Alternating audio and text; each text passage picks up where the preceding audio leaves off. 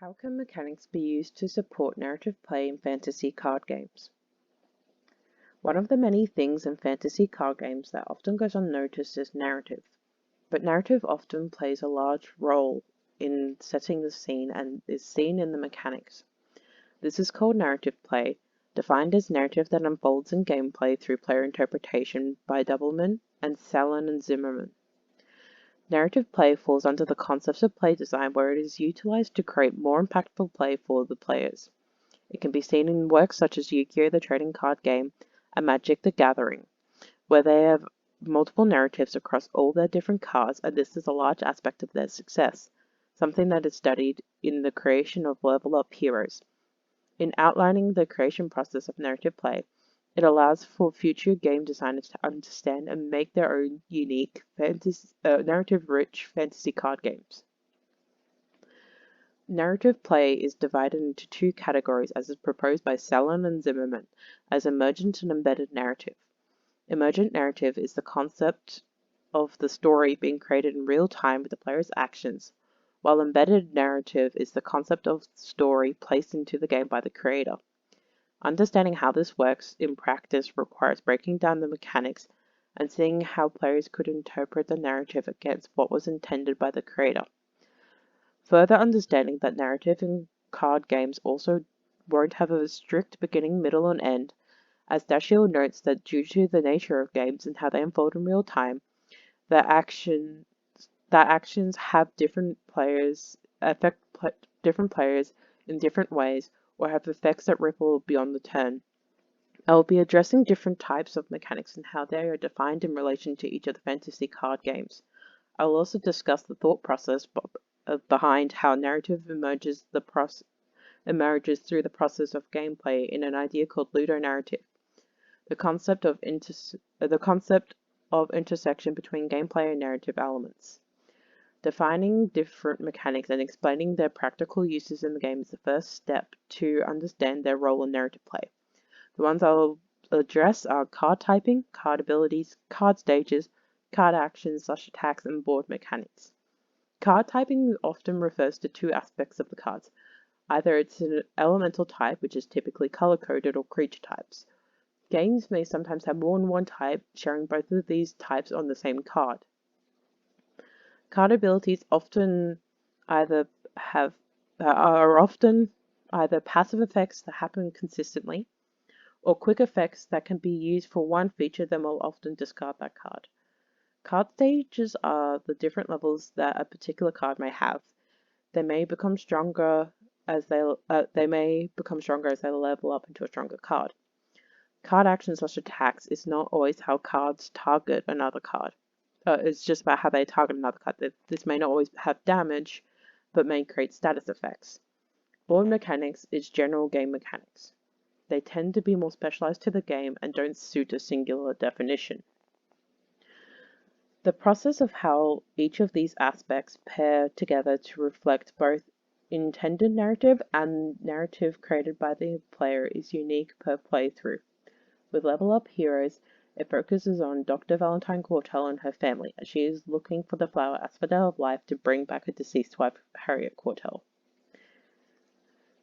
The story behind the cards is that each of the heroes, Valentine Quartel, Miriam Quartel, Calliope Quartel, and Macaque Quartel, get stronger as they progress on their journey and gain new abilities.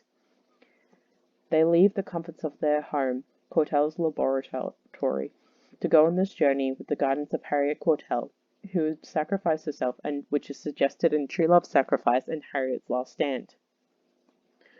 They find different equipment as is seen in Reinforcement and remember the past to bring them strength as is seen in One Last Message. These are examples of embedded narrative that Salon and Zimmerman reference, as these are consistent pieces of information across gameplay. During Level Up Heroes, I could place the card Level 1 Dr. Valentine Quartel on the field, a cybernetic card with a passive ability and companion ability, and a 2 energy action. Her passive ability connects her to her family, which gains benefits from other cards with the word Quartel in it. Her card type Cybernetic connects her to the world card Quartel's Laboratory, as it boosts the health of any cybernetic card on the field, She can level up to become a level 3 version of herself, becoming a stronger hero uh, with each part of her hero journey, and she deals more damage with her action as she is surrounded by a family, but she gains strength from being with them. These are the aspects of embedded narrative, with my intended narrative being represented in the cards through mechanics. However, emergent narrative play with pairing her with other cards in the set may result in her narrative changing. For example, while the intended narrative behind the card is to bring back Harriet Quartel, a spirit type card from the dead, through giving her Asphodel of Life, a nature type card, any companion card can receive the effects of being brought back, which may lead to the failure to bring back Harriet Quartel by bringing back the other card. But Harriet Quartel is also featured artwork-wise on the level 2 companion card, Awakened Guardian Angel, whose ability allows her to redirect any damage to herself from the opponent. With her ability to redirect damage, if she were placed in the field with unrelated cards to the Quartel deck, she would simply be viewed as an angel trying to protect others from harm. It's instances like these that the creators cannot control and build your own deck games when it comes to the narrative and cards. The cards work in tandem to tell the story behind the cards. No singular mechanic on its own would allow the player to create the narrative within their mind. As Doubleman states, it's important in the narrative play experience, but together they unite with one another to portray the story. Yu-Gi-Oh! Similarly has a thought process of connecting cards. With Fallen of Elbaz lore, there are 8 different archetypes that all link together to tell a big overarching narrative known as Brigands, Dogmatica, Sword Soul, Despia, Ice Shades, Therions, Tri-Brigades, and Sprites, who all relate back to the card Fallen of Elbaz. Together they all work to save or destroy the world.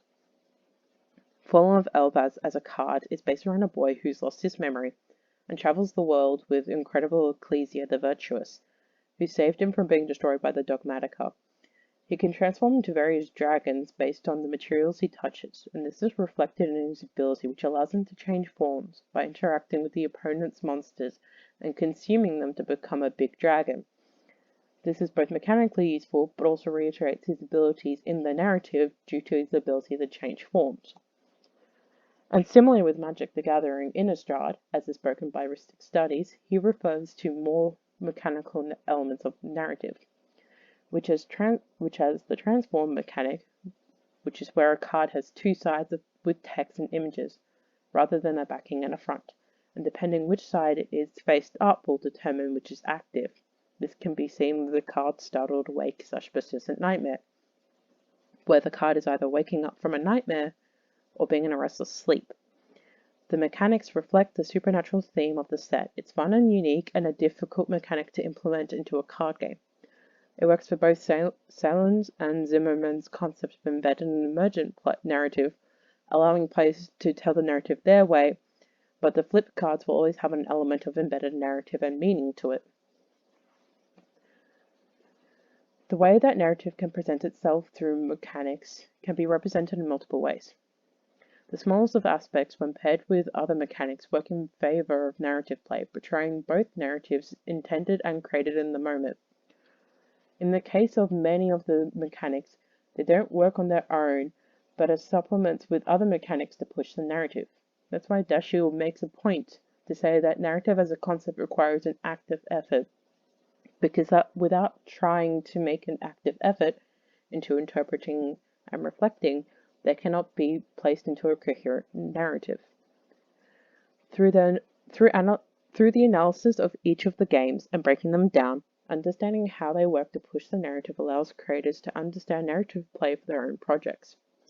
With Doubleman and Salon and Zimmerman's idea of creating a narrative that should be left to the player's interpretation, it alleviates the pressure of creators to make a set story and allows players to make their own.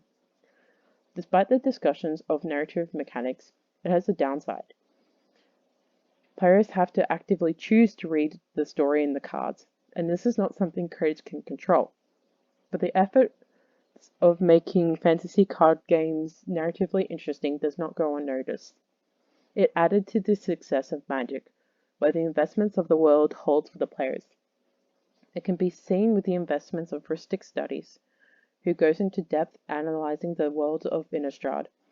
Players can choose to create their own meanings of the cards and their own favorites because it reflects the elements they find fascinating. There is also mechanical complexity involved with the game Yu-Gi-Oh, which draws the interest of many players. While not every mechanic will have a story to tell, and they often cannot express narrative concepts on their own, narrative play strives to explore the depths and ranges of play design for players to invest in fantasy card games.